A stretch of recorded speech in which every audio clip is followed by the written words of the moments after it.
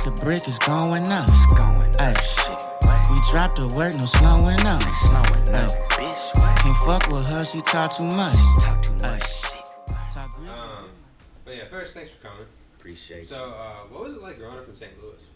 It was decent, man. Just, regular. It wasn't like nothing too crazy or nothing, you know what I'm saying? Like, just regular, like anywhere, growing up anywhere else, you know what I'm saying? Getting in trouble, getting out of trouble, staying in trouble a little longer than you needed to be, but like, just regular life experiences, you know what I'm saying? So, nothing too crazy. Nothing too crazy, for real.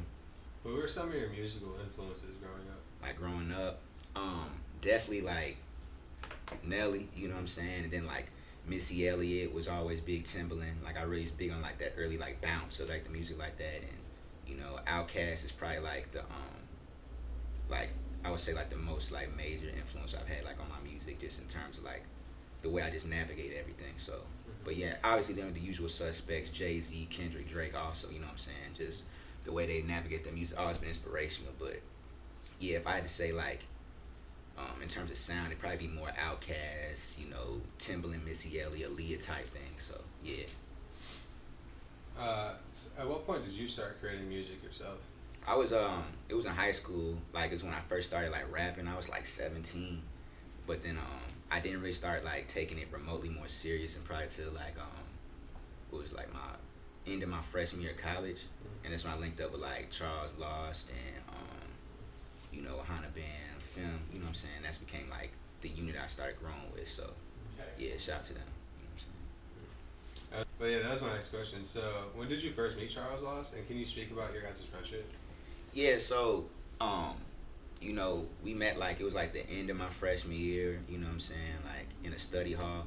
We'd already kind of had like a good rapport together, but like no one really knew that I was, behind the scenes like rapping and stuff like that. So we had like a little, friendly type cipher and things. So I started rapping, and he was just impressed, like, bro, like you're not just trying to be regular with this, like what's to you, bro, you know what I'm saying? And then after that, my boy Young 99, Shy had like FaceTime him and was like, bro, listen to this, what you think it is? And he's like, bro, he nice. And so like Shy just kind of more just brought me around the team and stuff like that. So, but yeah, like pretty much most of the beats you hear me rap on is like primarily from bro, you know what I'm saying? Like he's definitely been someone that's built a sound with me that,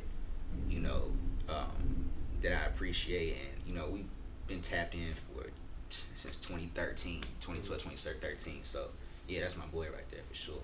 And where was this that you guys met? We met at Mizzou.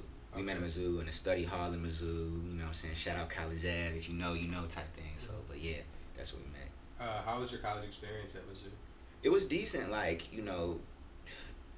wild, raunchy, just a lot of ups and downs with that, regular college type experience, but really got a chance to like hone my craft there, you know what I'm saying? Build like the lifelong friendships I have now to this day, and the people I met there is partially the reason why I'm even in Chicago, you know what I'm saying? So, but yeah, it was a hub where I went to school and did homework to figure out I like rapping, so, but yeah, college was definitely decent in terms of that.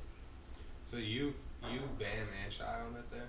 Yeah. That's crazy. Yeah. I didn't know that. Yeah, so, B, he's like a year younger than us, so like, me and Shy were up there developing, and then like the year he came was the year we really were like, okay, this is what we're gonna really start trying to do for real. So, me, Shy, we both lived together, and B would come over with his mic and stuff. I ain't had one at the time, and he would let me use it, and we would just be trying to push each other to be better, you know what I'm saying? So it was just a good like creative hub, you know what I'm saying, to get better at the craft. So so The Wire is damn near your most streamed song. I think it might have just got passed. Yeah. But what made you decide to add Fem as a feature on that song? I mean, Fem has just always been like, first off, Fem is one of my favorite rappers, you know what I'm saying, outside of just being my homie. So like, it was just easy. Like I knew like Fem has never, in my eyes, ever tweaked on anything like a feature, nothing like that. And it just seemed like the type of vibe that in the transition of the project that, we might talk about later, but like to hear Fem on a beat like that, it was just like I knew that he had such a strong range, and it just seemed like the right spot to put him on, just, and then to flex like the little muscle, like rapping ability on there was just cool, you know what I'm saying? So, yeah, this makes sense. You guys definitely had a noticeable chemistry on Yeah. that song. Speaking, you kind of mentioned the project. You dropped 2 EPs this year. Yeah. The Pelican Bay EP and then the August EP. Can you talk about the creation process of those projects? Well, you know, it was just made during quarantine. You know, I was just in terms of with Pelican Bay, I linked up with one of my homies, Chris Clay, who's a dope producer. He's from St. Louis, lives in Atlanta now, and he was just primarily on some like, you know, we made like one good song together, and we were like, a lot of beats he sent me kind of like fit within that chemistry. So we were like, bro, we might as well just knock a project out. And then I just called it Pelican Bay because, you know, Denzel, one of my favorite actors, and like he had that line in Training Day, like y'all be playing basketball in Pelican Bay. Like it is kind of the idea of just being locked down in the crib. So that's where that came from. And then with August, like it was dope because, you know, it was basically, it wasn't a crazy concept. It was just, you know, my boy was like, bro, we're gonna drop it in August. Just call it August. You know what I'm saying? And then I got a chance to work with, you know, producer Ambi Lyrics from St. Louis, and like always, you know, I always get a joint in there with my boy Shy or something. So it was just, you know, trying to just keep things afloat during the quarantine. You know, trying to keep some momentum going. So Speaking of that, how was the quarantine for you? I mean, it's been ups and downs like with everybody. You know, like stuck in the crib sometimes, looking at my favorite wall for the day. You know, like, but trying to just, you know, make some music. You know what I'm saying? It got me opportunity to be like, I'm not gonna just succumb to being stuck in the crib. You might as well try to be as creative as possible. Try different things with your voice, link with different people. You know what I'm saying? Trying to be as creative as possible. So, in terms of that aspect, it's definitely given, you know, a lot of things to talk about. You know, not a lot been going on, but a lot's been going on at the same time. So, just creatively, I think it's been helpful, and you know what I'm saying, just continue to build with the people around me type deal. So, it's been tough, but I mean, it's been good too. It's just ups and downs. You know how that goes. So what are you currently working on? Right now, I'm finalizing my project. It's called Black Onyx.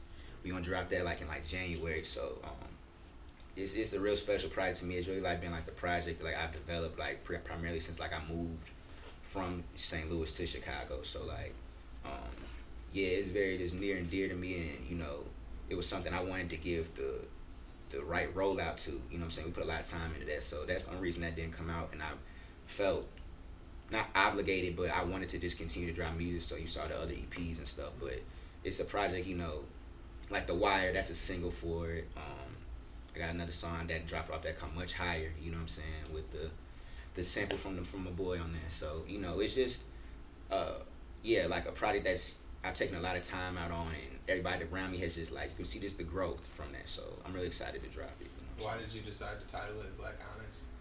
Well, Black Onyx, like, in a lot of ways, it's well, on the upfront level, there's a club in St. Louis called Onyx, so it kind of represents like just, you know, just the raunch of it. You know what I'm saying? It's a little more the spicy nature of it. You know what I'm saying? And then Black Onyx as a property itself, like as the actual stone, is supposed to represent like, you know, the ability to counteract different feelings like anxiety and lack of knowing where you want to go in life. So just the idea of, you know, I wanted the project itself to be almost combative in that same manner. You know what I'm saying? So, yeah. What made you decide to move to Chicago from St. Louis? It has made, you know, the most sense to me. Most of my team, you know, like the people I talked about, it lives out here. You know what I'm saying? And it's just a lot easier and to create when you can tangibly be in front of your homies. You know what I'm saying? Like, you don't have to wait for emails and all this stuff getting back and forth. And it's like, if you want to try to take your stuff to the next level, you need to be with the people you work with. You know what I'm saying? Like, hey, knock on your door, hey, bro, I got this song done. You know, it's just that type of energy like that. And I wanted to be as close to my level as, you know, the people around me as possible, too. And then the fact that it's only 4 hours away from St. Louis is, you know, it's not much. You know what I'm saying? So. Yeah, it is super close.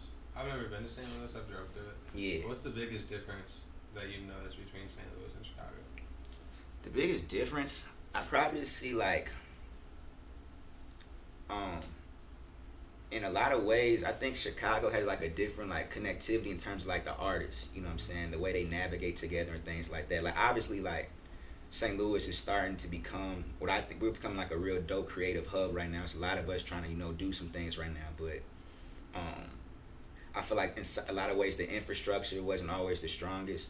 In a lot of ways, no fault of our own. A lot of times it was just like we weren't given a lot of opportunities to showcase what we are capable of doing. You know what I'm saying? It's not because of lack of talent or nothing like that. So you see a lot of people from St. Louis that go to other cities and stuff and show what they truly have, and the goal is to just bring that energy back, you know what I'm saying, and continue to build with the people in that area too, though, you know what I'm saying? So I feel like that's the main thing. It's just the opportunities may not just be as big as, you know what I'm saying, in a lot of other cities, you know what I'm saying? Do you have a favorite song that you've created so far? That's released or? Yeah, you can do both. My favorite song I probably have out right now would probably be either Young Hopper or Life's a Pretty Bitch off one of my EPs from like 2018. If I had to say it from that's out. Out of the unreleased stuff, probably the song I got called Moonwalker. It's probably my favorite song I have out yet. That's probably something like probably gonna drop like sometime like next year, but yeah, like I really enjoyed that one. Who are some Chicago artists that you want to work with in the future? Man, like obviously, like, you know, continue to work with like femdot Ohana Bam. Saba is somebody I really like enjoyed. Like Saba's crazy. We all know Saba's crazy. Like Mick Jenkins crazy. You know what I'm saying? Valet. And then yeah, that's probably like the main ones that, you know what I'm saying, I want to work. Like No Name would be crazy to work with, just to, you know, to see where you compare like to like the top lyricists and, you know, that's around. That's something I pride myself on. So to go with like some of the, you know, the best at it, you know what I'm saying, that'd be nuts. You know what I'm saying? Herb, you know, for sure, yeah. Who are your top 5 favorite rappers from St. Louis? From St. Louis? Matty Woods is in my top 5. My boy Big Neff, Myrion Tools, KV, who's that? 4. And it's tough. It's a lot. Probably like my boy Chris J. Yeah, he'd probably be the other one. But yeah, it's a lot. You know, it's a lot. It's so many. You know what I'm saying? You're gonna have to put me on to some of them. For I know sure. Maddie, bro. He's good. Yeah. But the other I went to high school with Maddie. That's crazy. No yeah. way. Yeah, What was sure. high school Maddie was like? Huh? What was high school Maddie was like? It's the same way you met him. You know what I'm saying? Funny. You know what I'm saying? Bro, be cool. You know what I'm saying? Yeah. He's a cool dude. Maddie reminds me of like a young Wiz Khalifa. Yeah, Like definitely. Like personality. facts. Like He's such a good dude. yeah. Last question I have for you is, where do you see yourself in 5 years? See myself in 5 years. I definitely see myself being able to, you know, provide for myself and potentially my family just off the strength of what we creating right now with the team around me in terms of the music and things like that. I want to, you know, be able to go back to St. Louis and provide opportunities for like other like upcoming artists and just kind of just be like a, you know, an open vessel for them to, you know, ask questions, whatever you need, you know what I'm saying, in terms of creating like just a bigger creative hub, you know what I'm saying, taking the energy that you know I build with the people in Chicago I'm cool with and stuff like that, and being able to take it back and, you know, recharge the city in the same way a lot of other artists, you know, like Smino and different people are trying to do. So really just creating a limelight for the artists in St. Louis to be successful, you know what I'm saying, like if it so happens for me, like I'm striving to do. So yeah, just really just creating a space for, you know, the people I grew up around and the space I grew up in to be successful. And, you know, Chicago is my second home too. Like, you know, that would be dope too as well, to just kind of just build in the areas I've been to, you know what I'm saying? So yeah,